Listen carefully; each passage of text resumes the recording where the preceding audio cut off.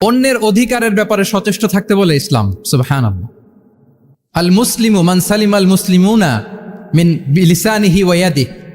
মুসলিম তো সে যার হাত থেকে, যার হাতের অনিষ্ট, মুখের অনিষ্ট থেকে তার আশেপাশের ভাইয়েরা নিরাপদে থাকে, সে হচ্ছে মুসলিম। তার মানে আপনার হাত দিয়ে, আপনার কথা দিয়ে, আপনার কাজ দিয়ে আপনি আশেপাশের কাউকে যদি কষ্ট দেন, আপনি মুসলিম হতে পারবেন?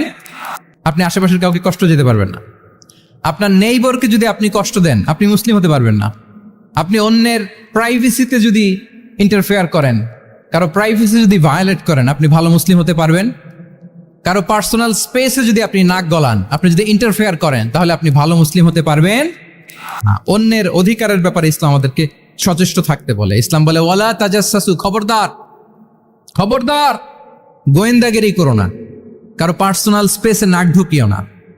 যেটা তোমার ইস্যু না, যেটা তোমার বিজনেস না, ওখানে তুমি কভু যাবে না। কিন্তু আমরা এগুলো ভায়োলেট করি, দেদারসে, কি বলেন, করি না? অন্যের কোনো বিষয়ে আমাদের আগ্রহ থাকে বেশি, এরকম।